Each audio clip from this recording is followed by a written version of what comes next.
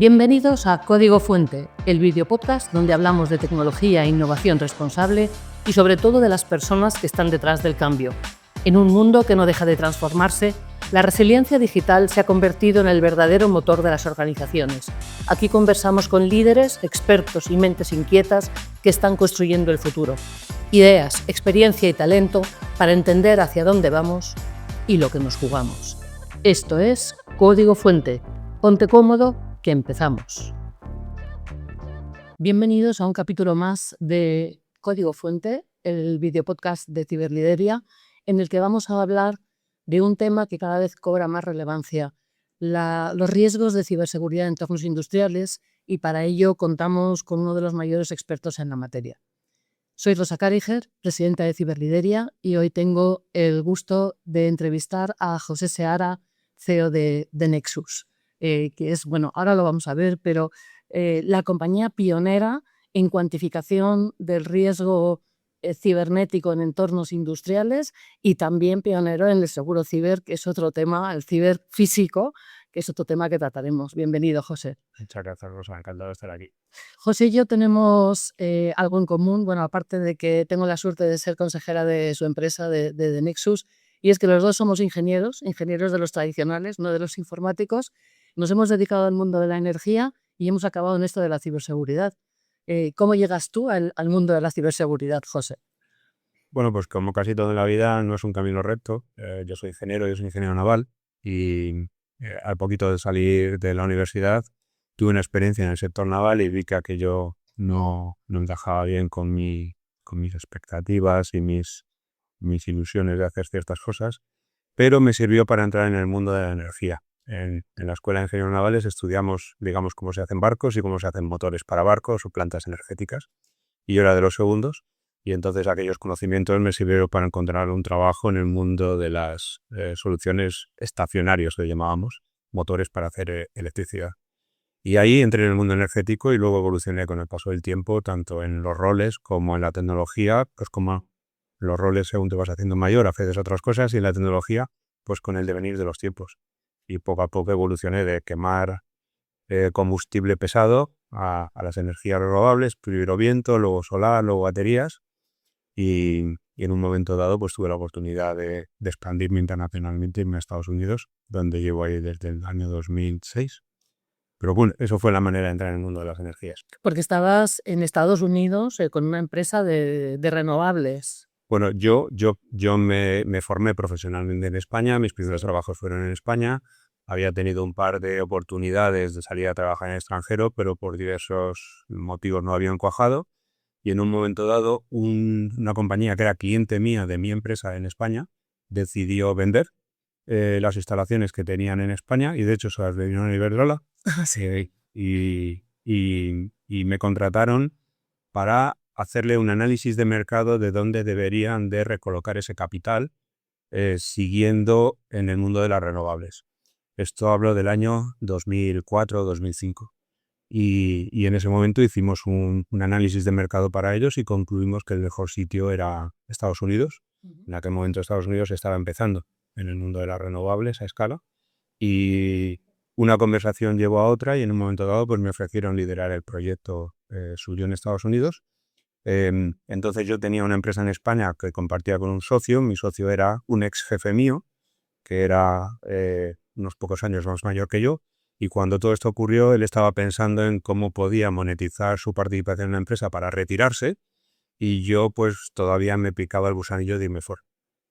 A nivel personal, tengo 2 niños y mi hija, que es la pequeña, acababa de nacer, y dije, ahora o nunca. Es el momento con los bebés, te los puedes llevar a cualquier lado. Y entonces pues vendimos la empresa, mi socio, amigo, mentor se fue a la playa, y yo me fui a Estados Unidos a iniciar una nueva vida, y unos meses más tarde vino la familia y allí sigo. Y ahí sigues, pero ya no estás haciendo renovables. ¿Cómo No. das el salto de las renovables a la ciberseguridad? Sí. En Estados Unidos el encargo que tuve para ese grupo de inversores europeos fue montar una empresa de producción de energía eléctrica con fuentes renovables, viento y energía solar. Y el ámbito de actividad era Estados Unidos y Canadá. Y compramos unos proyectitos en desarrollo, los pusimos juntos y empezamos a desarrollarlos y en un momento dado financiarlos, construirlos y operarlos. Y se dieron una conjunción de circunstancias muy especial porque por la ubicación física de los proyectos teníamos mucha dificultad de llevar la energía a mercado. Estados Unidos es muy grande y las distancias son muy grandes y hay sitios muy desarrollados con mucha infraestructura, sitios muy poco desarrollados. Teníamos mucha dificultad de llevar la energía a mercado. Un sitio donde había un recurso eólico maravilloso y se producía mucha energía, pero no había consumo. Para llevar la energía a mercado nos metimos en el negocio de la transmisión y acabamos teniendo el control sobre ciertas líneas de transmisión que conectaban Estados Unidos y Canadá. Y de ahí se produjo una derivada que fue que empezamos a hacer trading de energía, la nuestra renovable y otra que comprábamos para hacer de backup de la nuestra, entre dos mercados que antes de llegar nosotros estaban desconectados, que eran Montana en el norte de Estados Unidos y Alberta en Canadá. Para hacer todo eso, para hacer un poquito el cuento corto, nos acabamos convirtiendo en una mini eléctrica y heredamos las responsabilidades que en España ejecuta Red Eléctrica Española de mantener frecuencia, tensión bajo control en nuestra área de control. Y para hacer todo eso tuvimos que implementar muchísima tecnología en un momento en el que el regulador del sector eléctrico en Estados Unidos no quería que eso ocurriera en la nube, tenía que estar todo en servidores locales y por ahí empezó un problema que yo desconocía, que era el de ciberseguridad, de que esas instalaciones nuestras que eran necesarias para operar todo nuestro negocio, pues se vieran comprometidas. Ahí es donde además entró de lleno la NERCIP con un detalle tremendo de requisitos de ciberseguridad. Así es, eso nos pilló de pleno. Nosotros estábamos regulados por NERC desde el punto de vista técnico, estábamos regulados por FERC, que es otro regulador federal americano, desde el punto de vista comercial, y entre los dos hicieron que el problema de ciberseguridad en mi compañía pasara de tener que gestionar unos pocos laptops y unas poquitas impresoras a gestionar un centro de datos del que dependía una facturación de 100 millones en nuestro caso y la gestión de, en aquellos momentos, unos 600, 700 megavatios de capacidad de generación. ¿Y tú eras consciente en ese momento del impacto físico que podía tener la ciberseguridad sobre vuestros activos o pensabas que era un tema de datos? En absoluto. Y no solo no era consciente, sino que además los actores que hemos nombrado, los reguladores y demás, no es que no lo fueran, pero lo eran todavía muy poquito. Muy poco. Hablo del año 2009, año 2010. Y si no éramos nosotros conscientes y los reguladores tampoco nos apretaban mucho, ¿de dónde vino? O sea, ¿qué me ayudó a identificarlo? Y lo que me ayudó a identificarlo fue el dinero. Nosotros invertimos cerca de $1 billón en aquella aventura, 2/3 de ese capital vino de bancos y cosas similares, y esos inversores fueron los que identificaron que nuestro riesgo podría poner a riesgo nuestros flujos de caja, que era con lo que nosotros le devolvíamos el dinero a esos bancos y le dábamos el retorno esperado a los inversores y demás, y nos obligaron a gestionar ese riesgo. Y entonces, pues, yo era CEO de aquella compañía y bueno, pues vamos a gestionar el riesgo y lo primero que vamos a hacer es comprar un producto de seguros que limite el riesgo y ya está gestionado. Y cuando fui al mercado a comprar un producto de seguros, me di cuenta de que no había un producto de seguros. En aquel momento, traduciendo al español, las coberturas eran silenciosas. Sí. Los productos de seguros no hablaban de este riesgo y entonces pues unos entendíamos que estábamos cubiertos y otros entendían que no estábamos cubiertos. Y cuando se descubre quién tiene razón, pues si pasa algo y tienes que ponerte de acuerdo o ir a juicio o lo que sea. En nuestro caso no llegamos a eso. Entonces pues me di cuenta de que el mercado de la ciberseguridad OT, de la ciberseguridad industrial, estaba muy, muy, muy incipiente. Y tengo una anécdota ahora si tenemos tiempo de contarla. Y por otro lado, me di cuenta de que el mercado del ciberseguro también estaba muy infradesarrollado para nosotros. Entonces, la conjunción de esas dos cosas era que no tenía herramientas eficientes para gestionar el riesgo y así vivimos durante muchos años. Claro, y sin saber si las inversiones que estabais haciendo en la ciberseguridad, en principio por compliance, eran suficientes o no para cubrirte realmente el riesgo. Así es, íbamos a ciegas Y lo que nos hacían, en nuestro caso, quizá un poquito especiales, era que la proporción del riesgo, o sea, la sofisticación de nuestras operaciones ponían más de manifiesto en nuestra compañía que en otras parecidas, y era evidente que teníamos que hacer algo, pero no teníamos muy claro el qué. Y nosotros entonces experimentamos con muchas soluciones, experimentamos con tecnología, experimentamos con productos de seguros. El riesgo es de poca frecuencia y entonces, gracias a Dios, casi nunca pasa nada y no nos pasó, pero no significa que no pueda pasar. O era, ¿no? O sea, a mí lo que me sorprende en todo esto, José, es que estás hablando del año 2004, estamos en 2026, yo me enfrenté a mi primer ciberseguro dentro de Iberdrola en el año 2016, yo creo. En aquel momento las coberturas ya no eran silenciosas, eran exclusiones explícitas, ¿no? Y tuvimos que hacer pólizas muy a medida, pero es que en 2026 que estamos, seguimos en la misma situación. Quizá empieza a haber un poco más de despertar, ¿no? De conciencia de ese riesgo, especialmente este año, a raíz un poco de todo este ruido con la inteligencia artificial, pero sigue habiendo pocas o ninguna póliza estándar de riesgo ciberfísico. Sí, estoy de acuerdo que ese mercado todavía está muy maduro, pero está más desarrollado que en mi época y que en la tuya. Y especialmente en el último año yo he visto una evolución muy significativa. Ahora ya se está hablando del problema. Sí. Distintos actores dentro del mercado de seguros están ofreciendo distintas soluciones. No hay un estándar, lo que indica que el mercado todavía es inmaduro, pero ya se están dando pasos. Sí. Y ya la conversación ocurre. Ya no se ignora el riesgo, ya se habla de él. ¿Qué falta? Falta mucho por desarrollar y faltan datos, porque las empresas de seguros trabajan con datos. Con cuantificación del riesgo financiero, ¿no? Ya. O sea, al final, fíjate, uno de los máximos problemas que hemos discutido durante muchísimos años en ciberseguridad es cómo cuantificar el riesgo de ciberseguridad, pero claro, todas las aproximaciones que solemos ver son transversales, ¿no? Y dice, ¿cómo cuantificas el riesgo de ciberseguridad de toda la empresa? Pues, hombre, es que de toda la empresa es imposible. Pero claro, cuando nos vamos a un ámbito industrial concreto, ahí sí tenemos herramientas para cuantificar el riesgo ciberfísico, ¿no? Bueno, físico y digital.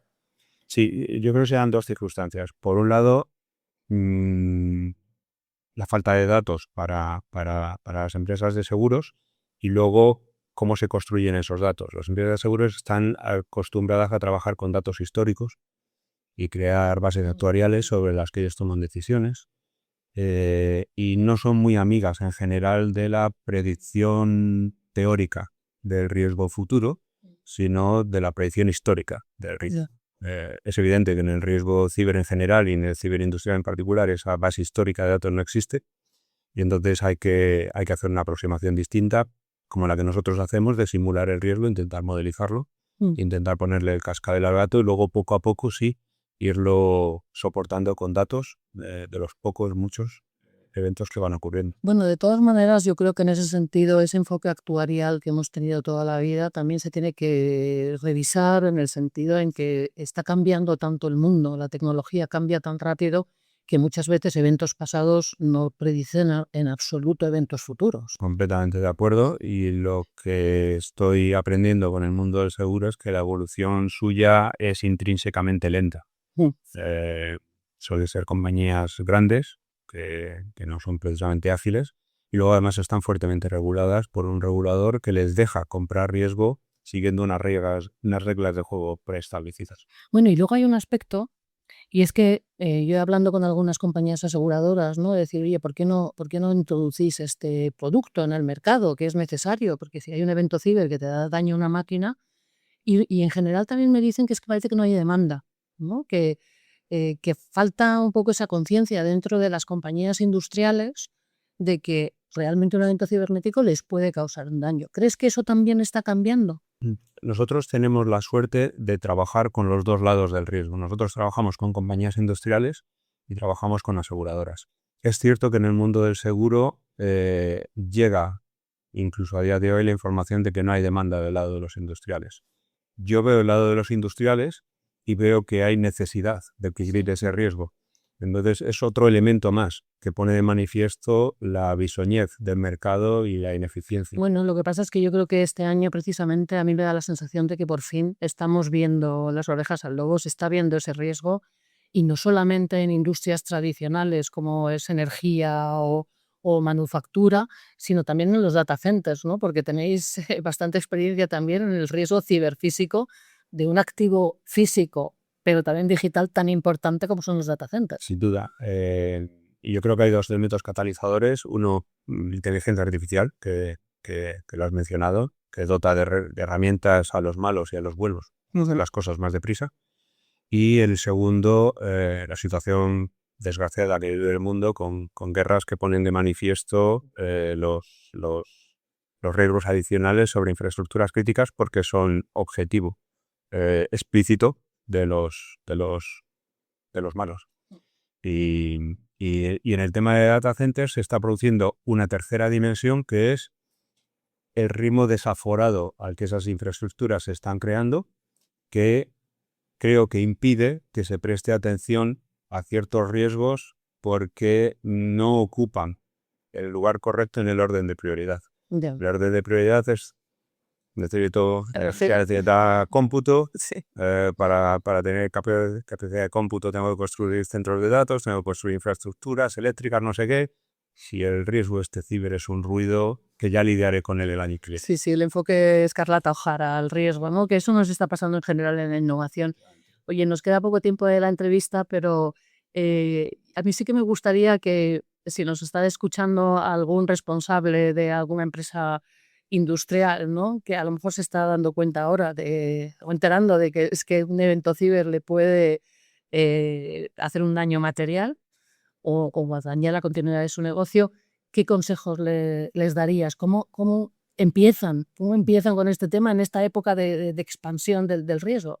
Vale, pues yo daría el consejo en 3 dimensiones distintas. La primera dimensión es entender rápido que ciberseguridad y ciberriesgo por consecuencia tiene distintos sabores y un problema de ciberseguridad en un entorno IT donde lo que está a riesgo es la propiedad intelectual, los datos, el dinero que se puede robar en esas redes, es un problema completamente distinto de un riesgo en un entorno industrial. Y el equipo, las personas, el conocimiento que se aplica en un campo no es trasladable al otro campo. Entonces, los profesionales de ciberseguridad corporativa IT, que son maravillosos y absolutamente necesarios, desgraciadamente no se pueden extrapolar o su conocimiento no se puede extrapolar fácilmente al entorno industrial. Entonces necesitan apoyarse en profesionales que sepan de riesgo industrial. Es un enfoque completamente distinto. Completamente. Una cosa es ciberseguridad OT y otra es ciberseguridad. Completamente distinto, tanto en los objetivos de esas instalaciones como en la tecnología que causa el riesgo.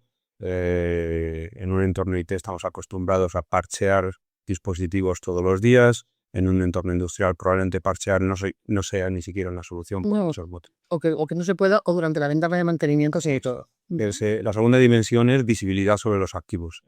Estas instalaciones industriales a veces se han construido hace mucho tiempo y no están correctamente documentadas. Entonces hay que tener visibilidad sobre los activos, los dispositivos que son atacables, las vulnerabilidades que son atacables, y esa visibilidad hay que levantarla con algún tipo de inventario y generar ese inventario manualmente es misión imposible y gracias a Dios a día de hoy ya hay tecnologías bastante eficientes para levantarlo. Y lo tercero es, ¿qué hago con esa visibilidad? Es bueno saber que tengo 10.000 dispositivos que pueden ser comprometidos y cada uno tiene no sé cuántas vulnerabilidades, pero ¿qué hago con todo eso?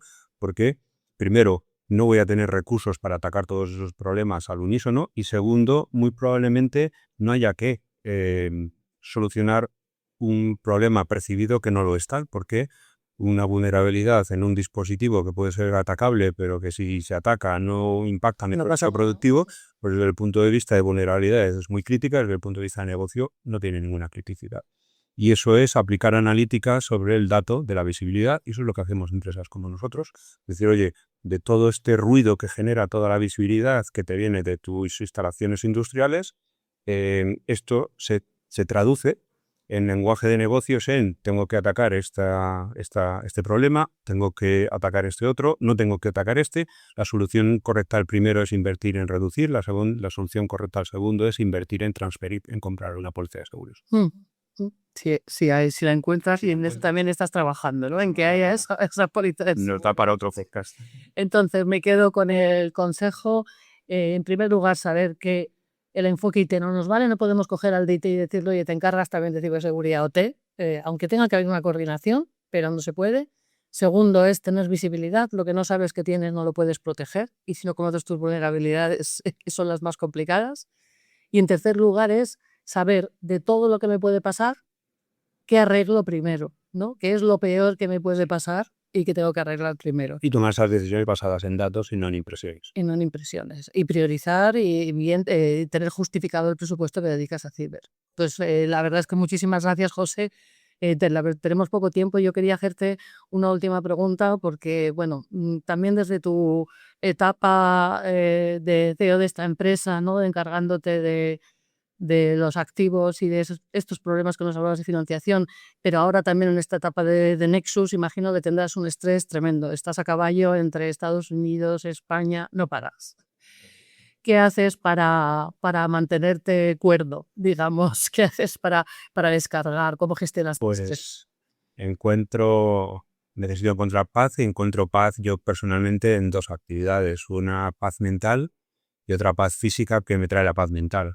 La paz mental, con el paso del tiempo, he aprendido a ciertas técnicas de meditación y cosas similares que me ayudan a encontrar ese momento de tranquilidad, apagar las neuronas o llevarlas a otro estado de ánimo. Y la paz física la encuentro haciendo deporte. Tengo varios proyectos en marcha, me encanta hacer deporte y además me encantan las derivadas positivas de hacer deporte. Y tengo varios proyectos abiertos y en concreto estoy intentando acabar las 6, que ya son 8, maratones principales del mundo. ¡Qué bueno! Y si Dios quiere, haré la quinta en un par de meses. ¡Qué maravilla! Pues nada, luego de todas maneras, cuando acabemos me cuentas lo de la meditación, que a mí se me da fatal. Muchísimas gracias, José, de verdad ha sido un placer tenerte con nosotros y muchas gracias a Ciberlideria por darnos este espacio. Muchas gracias, Rosa, y a Ciberlideria también.